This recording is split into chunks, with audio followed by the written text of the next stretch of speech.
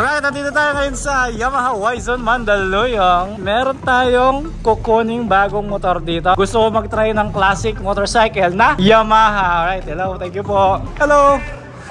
So ito yung mga motor na naka-display dito. Ito nga pala yung Yamaha MT-09 SP. 799,000 pala yung presyo nito, oh. Parang yung kalaban sa Avengers to, ah. Ito naman yung MT-10 SP. Ayan, kapag sinabing SP, naka-all-ins yung front suspension, pati yung rear suspension. Tapos ito yung steering damper nyo. Sa MT-09, parang wala siyang steering damper, eh, no? Anyway, pwede naman lagyan. Ang ganda, oh. Tingnan mo yung all-ins nyo. Yung swing arm niya, alloy, oh. Ganda ng tank, oh. Ganito na pala siya. Parang speaker to. Keyless na pala siya. Wow, ang laki ng TFT display. Design ng mga buttons iba na pala. May cruise control na rin. Ito naman yung MT-03. Parang R1 yung gauge. Ito naman yung MT-07. Parang yung B3 ng MT-09 yung headlight niya, no? Gauge dito na sa manibela mismo, hindi dito, eh, no? Ito naman yung T-Max 858,000. Wow. Para siyang nakatingala, eh, no? Tenere 1200. Ang maganda sa Tenere na to, ito yung drive shaft niya. Wala siyang kadena, parang sa GS din.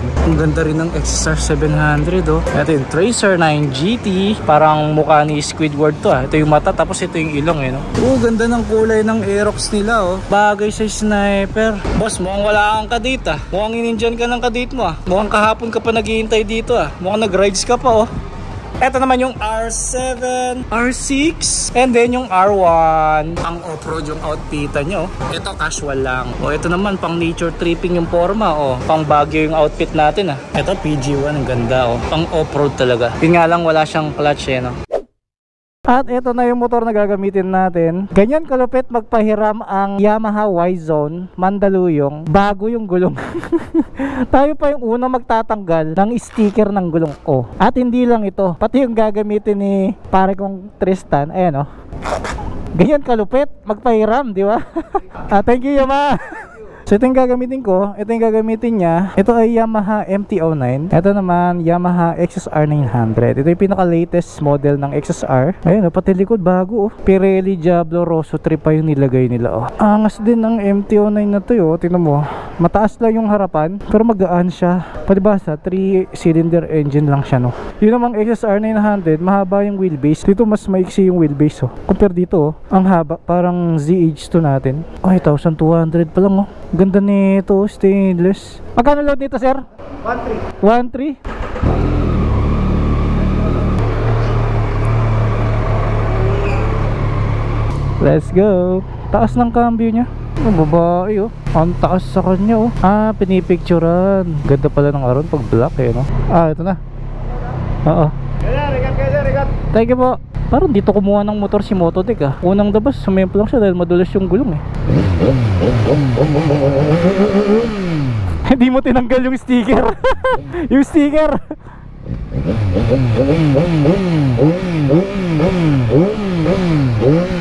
Ang gaan pala, eh. Yung sticker nakalimutan. Kala ko parang sa sombrero yung hindi tinatanggal yung... Oh, yung... authenticity. Suspension. Okay lang. Matigas lang yung gulong kaya parang matalim yung lubak. Firm yung upuan niya, no? Pinahiram nga pala tayo na XSR 900 ng Yamaha Y-Zone dahil meron kaming isinet na ride para sa Guanzon Group of Companies na kung saan mamamasyal kami sa mga tindahan ng Yamaha motorcycle dealer sa bandang norte, lalo na sa may bandang Ilocos Sur. Pupunta kami ng Bigan at kaming dalawa ni brother Tristan ay magkasama. So meron din kaming mga tatlong kasama din sa Yamaha para samahan kami dun sa mga store. Teka, Edson na ba to? Ito, Edson na nga, Mega Mall. Ang alam ko, alas 3 pa lang ng hapon, eh. Grabe pala yung traffic dito, no? Buti itong XSR, abot ko. Hindi hirap sa traffic. Kaya sabi ko sa inyo, masarap gamitin yung MT-09, eh. Kasi parang ganito lang din yun. Mahaba lang yung wheelbase nya. Napakadali na niyang gamitin. What more kung XSR na late model pa or yung MT-09 na standard version.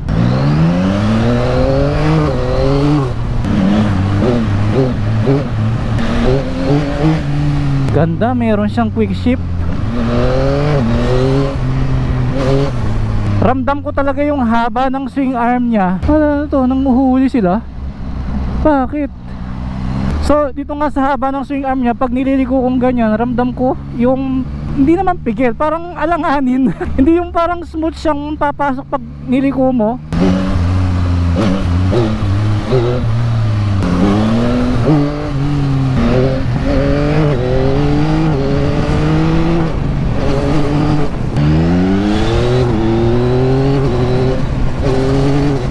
Pinuput-put ko lang yung gulong kasi bago pa eh.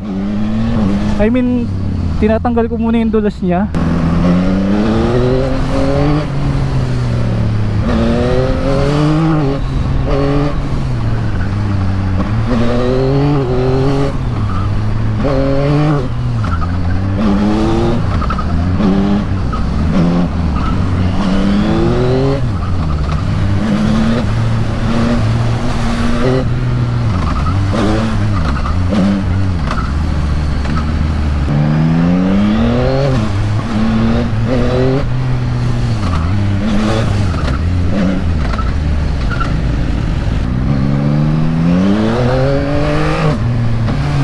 Ang kinaganda naman kapag mahaba yung swing arm, hindi siya agad-agad mag-wheelie, yung unintentional na wheelie. So alam naman natin ang MT series, no, malakas yung torque nila, kaya ang MT. Alam ko ang ibig sabihin ng MT is master of torque. So konting piga lang, talagang ang bilis niyang umangat given na ang lakas ng torque, tapos magaan yung motor, kaya ganun. Kasi minsan pag nabibigla ka na nawili yung motor, mawawala ng control yung manibela. So pag angat mo, syempre minsan na liliko natin yung manibela, no? So pag bagsak mo, hindi nakadiretso yung manibela, so sesemplang ka. Ganito nga pala yung stock na side mirror ng XSR. Hindi siya bilog, pero medyo bibilugin. So kung ang XSR ay ganito siya nilabas sa Pilipinas, so ibig sabihin legal yung naka bar and side mirrors, basta pasok sa 3 fingers or 4 fingers na sukat, diba? Kaya kasi yung mga naked big bikes ko is bagay sa kanila yung naka bar and side mirror, so baka pwede naman, no? Nag-aalangan kasi ako baka may mga nanguhuli, pumasok siya sa illegal modification ng motor. Lalo na yung ZH2 ko, bagay sa kanya yung naka bar and mirrors. So sa clutch lever niya, ayan, ang gaan lang, hindi siya nakakangawit, sakmalin, no? Medyo natataasan lang ako sa front brake, lalo't nakatihaya yung brake master, no? Anyway, dito naman sa haba or sa layo ng lever sa kamay is na-adjust naman, pati yung angle ng brake master. Gusto ko kasi yung parang ganito, medyo nakababa. Sa init naman ng makina, sa akin hindi ko ramdam. Almost 10 minutes na rin ako nandito sa traffic at hindi naman talaga sobrang lakas ng hangin. Tingnan nga natin yung tunog. Oo, diba? Meron naman.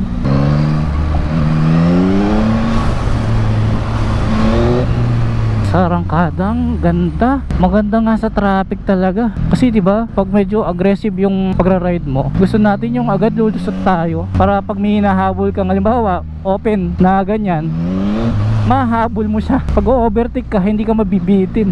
Nakapag-drive na kasi ako ng old XSR 900 noon, so feel ko parang ang baba ng manibela nito. Mas subsub ng konti yung likod ko.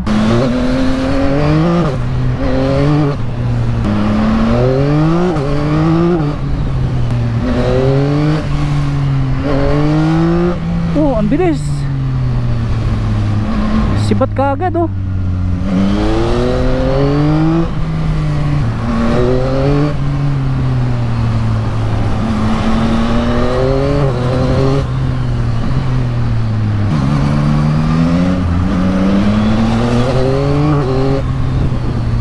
Grabe, nakaka-enjoy gamitin to.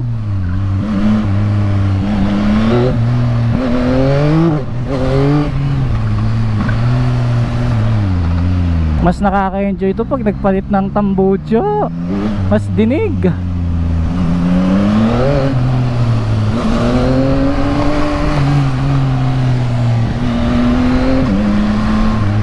Ang maganda naman dito, maganda yung suspension, kahit idaan mo pa dito. Bukan natin, ha. Ayun, oh. Medyo umaalog-alog lang tong parang visor niya na maliit, pero siguro sa effect na rin ng ilaw kasi nagbabibrate siya, no? Tsaka siguro sa tigas na rin ng gulong, kasi pagkabago yung gulong ng motor, kailangan kasi matigas yan para lumapat sa gilid ng mags, para hindi siya sumingaw. Disadvantage lang dito sa side mirror niya, mas humaba yung iniiwas mo, no? mahaba na yung manibela, tapos naka-usli pa yung bar and mirror. So pag sisingit, medyo mas bantay lang tayo ng konti dahil ka-level siya ng side mirror ng kotse, no?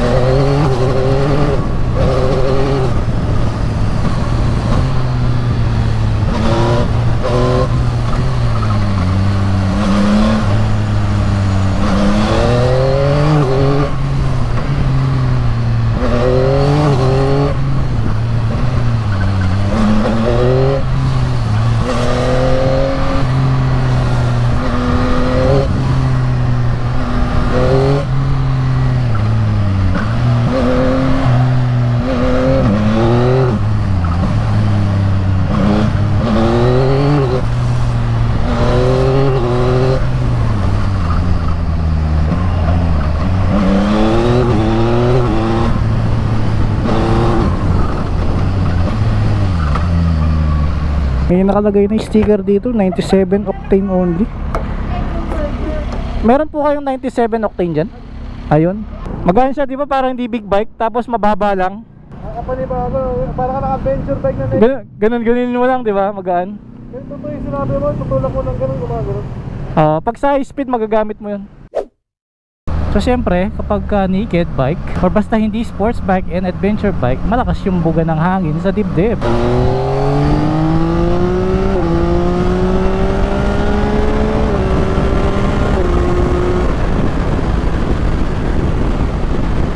Nakakatakot talaga, gumigewang siya, no? Kaya baka sa lakas ng torque, kaya medyo umaangat yung gulong sa harap. Pero dahil mahaba yung swing arm, hindi totally umaangat, no? Parang lutang lang yung gulong sa harap. So ang sabi nila is may load daw ito. Kaya lang, wala naman sa akin yung card. So kapag hindi na read yung RFID nito, wala tayong may papakitang card. So mas maganda, dito na tayo sa cash lane para sigurado. Hindi na read, sabi ko na eh. Nasa cash lane na tayo yan, ha. At pagkatapos may mga nanguhuli dito, yung mga nag-overspeeding siguro sa Skyway. Dito sila paparahin. Diba pag nakakita ka ng ganyan, maiisip mo talaga yung mga pinaggagawa mo habang nagbabiyahe ka dito sa expressway.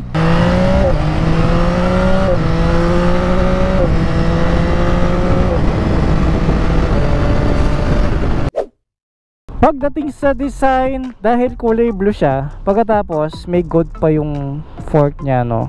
Kaya ang gandang tignan. Tapos agaw pansin dito yung upuan niya sa likod. Meron siyang camelback style ng upuan. So foam ito, no? And then ito yung apakan niya, ang ganda, oh. Diba? Okay siya. Tapos yung mags niya na may pagka bronze. Tapos yung naunang gumamit ito, na drop na niya, no? So kaya may gas-gas. Pero ito ay plastic lamang, ano? Cover kasi ito.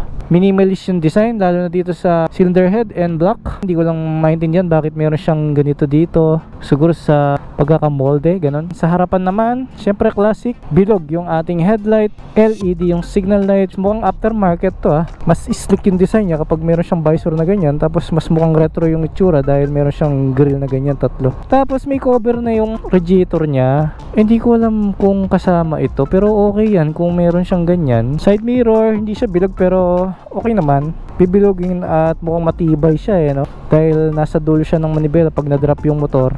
Hindi basta-basta mababali kasi yung kapal, eh. Sa taillight, compare dun sa dati, ibilog yun, eh. Ayun, yung taillight niya ito lang. Tapos pag nag-brake, okay. Then yung tangke, ganda ng kulay. May decal siya na light blue. Then yellow dito, match dito sa gold fork. Then alloy brush design, nagmatch siya dito. Mukhang speaker dito. Para sa akin, una kong napansin talaga, mahaba siya. Okay naman sa highway. Sa traffic, nakita nyo naman kanina, di ba? Nahataw natin siya kahit papaano. Medyo nakakapanibago lang pag nasanay ka sa shorter bike. Copy racer yata yung design nito, no? Hindi ako sure, ha? Pero mukhang copy racer para sa paningin ko. Meron kasing iba na, halimbawa, XSR na old yung binili, gagawin nila ang copy racer yung design. Kung trip mo ang copy racer style, goods to para sa'yo, di ba? Pero yung pahiram, Pwede. Wheelie mo. huwag wheelie. Pareho lang ang tunog, oh. Mas mataas nga to, oh. Kaya yung body position,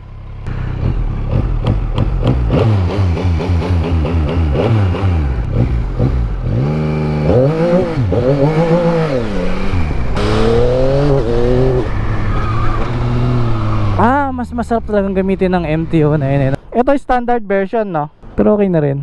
Pero mataas din ang presyo nito, mga nasa 800 din, no? Bakit kaya pinapagamitan nila 97 octane? Nakalagay naman dito sa tangke 95 octane. Bagong kompleto pa yung sticker nyo, no? Meron pang ganito, oh. Diba ang saya kapag masarap gamitin yung motor, nakaka-enjoy. Hindi yung pagka magmomotor ka, isipin mo kagad parang nakakatamad. Pero dito, may excite ka pa. Hindi lang bagay yung helmet ko ngayon, eh. Dapat classic din yung helmet, eh. Tsaka ang cute ng signal light nila ngayon, ha. LED tapos ang payat lang, pero ang liwanag niya. So kung kayo naman guys, nasanay kayo sa mga maiiksing motor, tapos sasampa kayo sa XSR, ganyan-ganyan nyo na lang para, alam mo yun, ma-adapt ninyo o makapag-adjust yung katawan ninyo. Okay din pag walang side mirror dito, na malinis tignan yung manibela, oh. Yun nga lang, pag titingin ka, tapos nagpa-vlog ka, ayun, gumaganyan tayo, bis na yung mata na lang yung gumagalaw. At ayun na nga, nandito na ako sa Mexico Tollgate. At si Bro Tristan ay pagkasinan pa. Ayos din yung tunog, no? Dinig naman, sabay-sabay yung mga nakamotor. Isang bugso, At dahil mabait ang motor, daan natin sa baryo, no? Kasi pag ganito yung motor mo, madaling imaneho. Para ka lang naka small bike, tas para ka lang stroll, tamang strolling lang. Tamang ikot lang sa barangay, ganun. Di ba tayo nung kabataan natin, pag may bago tayong bisikleta, halimbawa, sarap tumambay sa mga tropa, di ba? Kaya minsan kakain sa tusok-tusok, ganyan. Sa mga street foods. Pag medyo social ka, magmi-milk tea kayo, ganun. Pag low budget, biscuit at saka isang boteng soft drinks, Tapos napag-uusapan nyo yung mga motor ninyo, kaya bisikleta, ganun. Lalo na kapag merong motorcycle shop yung tropa mo, tapos doon kayo tatambay, sarap nun. Tapos mag-scroll kayo sa social media, na-inspire kayo sa mga build ng ibang mga vloggers na nakikita nyo, di ba?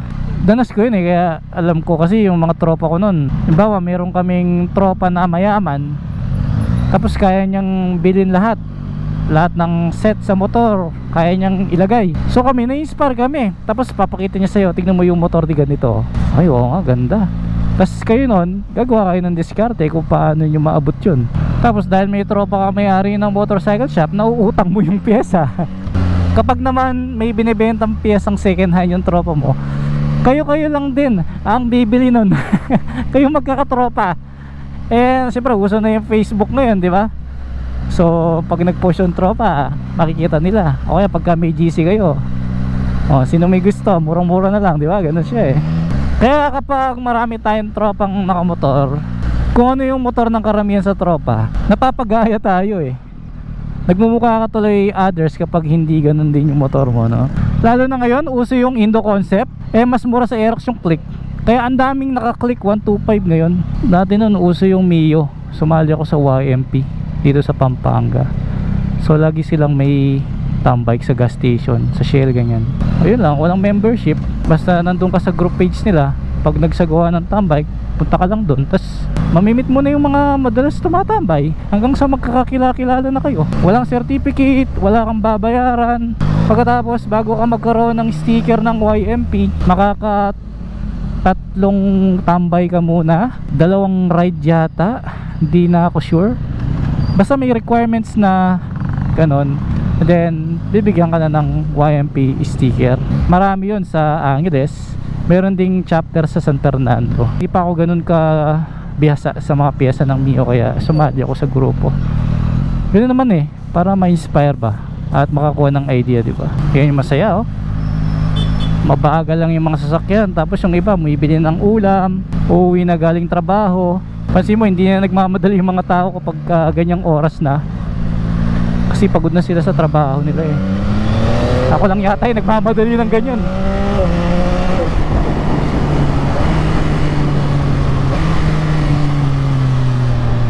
Problema ko nito, alam nyo kung ano, masikip na sa garahe ko. Napuno na ng motor, kaya nilipat ko na yung garahe ng motor. Dati ko sana ako natutulog, doon yung motor. Pag pinandar ko yung big bike, magigising yung anak ko, kaya pinark ko silang lahat sa harap na bahay, tapos yung van na lang nasa main house namin. Alright, let's go sa ating garahe. Ito na yung garahe ng mga motor. Ito yung mga pyesa ng Raider. Just imagine, ito yung mismong tinutulugan namin. And then paglabas mo ganyan kagulo. So mahirap dumaan, lalo't pag meron kang ipapasok na gamit. Medyo iwas-iwas ka dito. May mga chance pa na matatamaan yung hita mo sa mga foot pegs eh, no? Yan, no? So tama lang na nandito yung mga motor para, halimbawa, pina-under ko, at least yung usok, yung amoy ng tambucho, hindi papasok sa tinutulugan namin. Dito kasi wala namang nakatira. At yun yung Z1, ZH2, SBT 650, yung Fashion natin, yung Raider natin, yung Aerox, at yung electric scooter, tapos yung drip motor na stand-up scooter, at ito, yung SSR. Ito yung pyesa ng Raider and mga engine parts niya. Kasya pa isa dito. Kita-kits nga pala sa Bigan. Tingnan natin kung anong mangyayari sa lakad ko na yun. Excited na rin ako dahil syempre bago yung motor na gamit ko. Matagal na rin akong hindi nakakapunta ng Bigan, so saya lang. Maraming salamat. See you next vlog. Abangan nyo ang Bigan ride. Alright.